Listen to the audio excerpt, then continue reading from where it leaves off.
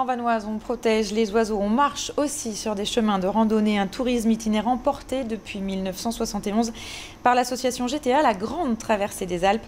Son président Guy Chaumereuil est à mes côtés. Merci d'être avec nous. La GTA, Guy Chaumereuil, c'est un outil touristique, la gestion de 5 grands itinéraires à pied, à vélo dans les Alpes. Ça représente quel travail pour l'association, pour bien qu'on comprenne? Si vous voulez, si on prend un exemple, vous allez bientôt partir en vacances, je vous le souhaite, en famille, avec des amis, etc. Et vous vous dites, je pars pas à l'étranger, je vais parcourir quelques centaines ou quelques dizaines de kilomètres de ces grands itinéraires. Vous pouvez le faire sur la Grande Traversée des Alpes. Mais si vous n'êtes pas un spécialiste de l'itinérance, vous avez besoin de balisage actualisé, vous avez besoin d'hébergements qui vous correspondent, qui correspondent aussi à votre pratique, si vous avez un vélo, une moto, une bagnole, etc. Et puis vous avez besoin de fils du tourisme qui vont vous renseigner. Vous avez besoin d'applications numériques tout au long du voyage aujourd'hui pour voir quel est le patrimoine que vous côtoyez, etc.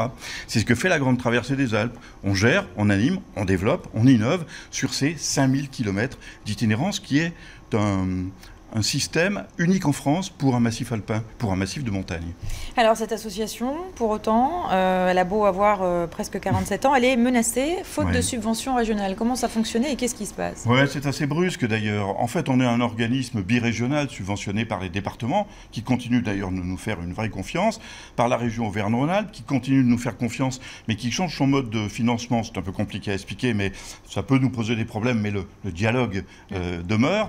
En revanche, la région Provence-Alpes-Côte d'Azur, brutalement, à l'issue d'une enquête qu'elle a réalisée, se retire de la GTA, enlève ses subventions et enlève sa cotisation. Au total, un peu moins de 300 000 € brutalement pour l'exercice 2018. On peut pas y survivre. Ça veut dire que ça signe vraiment l'arrêt de mort de l'association ? J'ai presque envie de le dire. Alors c'est vrai qu'on s'est rapproché, on s'est mis sous l'aile de la justice. Ça ne veut pas dire que je crains quelque chose pour moi-même ou pour l'association.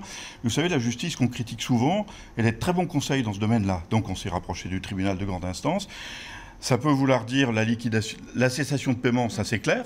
La liquidation, après, ou le redressement judiciaire. On va voir ce que ça va donner. Qu'est-ce que ça voudrait dire après concrètement sur le terrain pour ces touristes, pour ces vacanciers, pour ceux qui voudraient partir? Alors, je ne vais pas dramatiser. Demain, 5 ou 6 juillet, tout ne va pas s'effondrer parce qu'on est mal en point. Simplement, vous savez, l'itinérance, c'est une mécanique très, très précise. Si on ne s'en occupe pas, elle s'étiole. Donc au bout de 2-3 ans, tout ça va se terminer.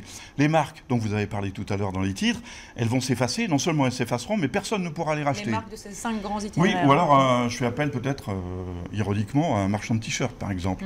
Mais aucune collectivité ne pourra s'en emparer. C'est 17 millions d'euros de retombées économiques directes, de chiffre d'affaires sur le massif alpin chaque année. Oui, parce que vous avez de nombreux partenaires.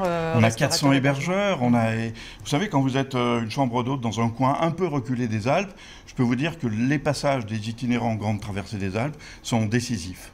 Vous en saurez plus donc jeudi. Oui. Merci beaucoup d'avoir répondu à nos questions, Guy Chaumereuil. Merci à vous.